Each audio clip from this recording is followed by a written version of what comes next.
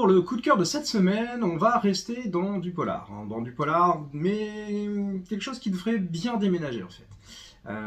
Ce polar, je l'attendais depuis un petit moment parce que déjà, c'est un scénariste canet qui est derrière, qui est Eric Hanna, et que cette année, il nous en a quand même sorti quelques-uns. Et celui-ci, il y a eu tout un mystère qui a été fait autour, on n'a pas trop dévoilé ce qui se passait. Donc, vu ce qu'il avait fait, notamment sur les 7 détectives, parce que c'était quand même lui qui était à l'origine de ce one-shot qui était 7 détectives, puis cette série qu'on a dérivé les détectives, je m'attendais à quelque chose d'assez surprenant. Et je dois avouer qu'au départ, je me suis dit en l'ouvrant, bon bah écoute, on va voir. Et je me suis laissé prendre au piège, et je pense que c'est ce qu'il espérait tout au long de son écriture. Alors, qu'est-ce que c'est que cet album? Eh bien, tout simplement, c'est un chiffre. 12. Pourquoi 12? Pourquoi cette jaquette très particulière, cette ambiance? Parce que de bout en bout, vous allez être dans le mystère. Imaginez-vous, fin de saison de ski, tout le monde plie bagage, le grand hôtel dans les Alpes referme ses portes. Pas tout à fait. Pas tout à fait, puisque là où tout le monde s'en va, différentes personnes arrivent. Toutes avec un numéro. Numéroté de 1 à, vous l'aurez compris, 12. Donc, numéroté de 1 à 12. Mais très vite, vous allez comprendre que il y a baleine sous gravillon, parce que ces personnages, ils sont pas nets. En clair, on en suit surtout un. Personnage qu'on découvre, on va dire, en train de négocier quelque chose. On sent qu'il y a quelqu'un à éliminer. Parce que oui, ce dîner est organisé par quelqu'un que personne n'a jamais vu, quelqu'un qui est connu dans les milieux les plus occultes, l'Hydre.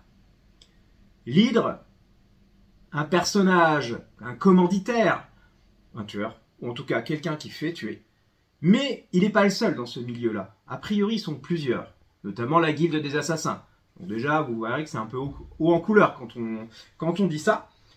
Et tous les ans, ou presque, il organise un dîner. A priori, qui est son petit moment de faiblesse. Alors vous imaginez bien que les concurrents vont vouloir en profiter directement. Très clairement. Sauf que c'est pas aussi simple.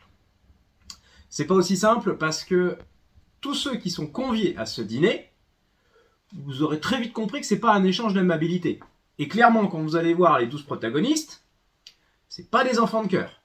Il y en a qui sont volontairement outranciers, d'autres qui sont clairement agressifs, d'autres qui sont très smart, mais clairement je leur tournerai pas le dos.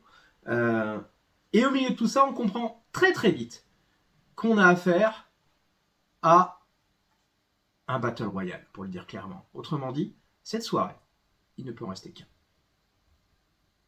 Et oui, il ne peut en rester qu'un. C'est-à-dire que tous les convives qui sont là vont devoir s'entretuer. S'entretuer pour qu'il n'en reste qu'un. Alors pourquoi? Bien sûr, il y a des raisons. Je vous les laisse découvrir. L'idée de ce jeu de massacre est certes de se débarrasser peut-être de gens gênants, de concurrents, mais il y a plus encore. C'est ce qui se cache derrière. Le petit intérêt, c'est que d'entrée de jeu, on sait que parmi nos convives, il y en a qui sont là missionnés pour tuer l'Hydre, s'en débarrasser. Et l'Hydre les a invités tout en sachant qu'il est une cible. Bon, ça commence bien. Et bien sûr, l'Hydre arrive, mais masqué, grimé. Une sorte de masque de carnaval tout droit tiré du Japon traditionnel. Et là, le jeu de piste commence. Parce que chacun va se titiller. Ça, il y a le dîner.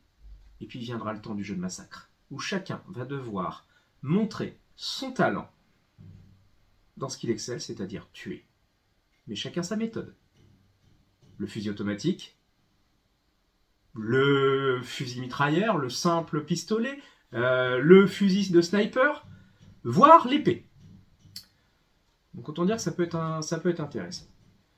Donc, vous n'allez pas vous ennuyer. Vous suivez cette élite, puis en fond, vous avez toujours... Mais clairement, on cherche l'Hydre. Qui est l'Hydre? Qui se cache derrière l'Hydre? Est-ce le commanditaire? Est-il parmi les convives? Qui sont-ils? Chacun a leur histoire. Vous dites que vous allez découvrir l'histoire de chacun petit à petit. C'est ça aussi qui est intéressant. Jusqu'au point d'orgue. Point d'orgue, pourquoi? Parce que c'est un one-shot. C'est une histoire complète. Je vous en dis pas plus, je vous laisse découvrir parce qu'il faut aller jusqu'au bout. Tout ce qui paraît évident ne l'est pas tant que ça. Tout ce qui paraît simple a toujours une autre raison d'être. Et là, franchement, c'est sympa. Parce que ce qu'Harry Kanna a fait, c'est d'utiliser des classiques qu'on a peut-être déjà vus ou des ficelles qui ont déjà été utilisées, mais de réussir à bien les agencer, à bien les dissimuler pour que, et là je vous le garantis, quand vous allez finir l'histoire, bon, vous aurez les solutions. D'ailleurs, une dernière page un petit peu chargée en texte. Eric, peut-être plus alléger celle-là, mais elle est nécessaire.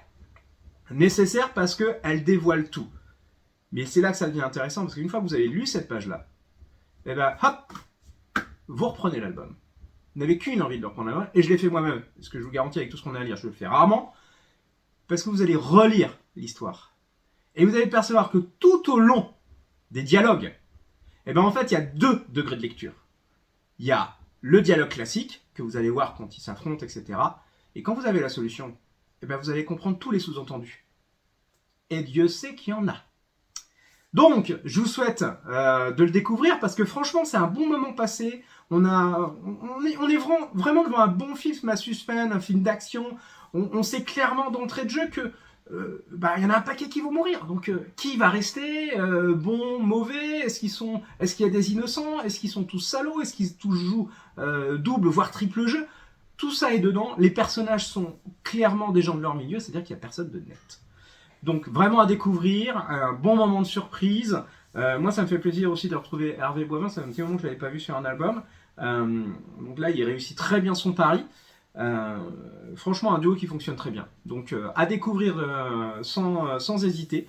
Donc je vous laisse le découvrir. Vous savez où nous trouver si vous avez besoin d'en parler, si vous avez besoin plus d'informations.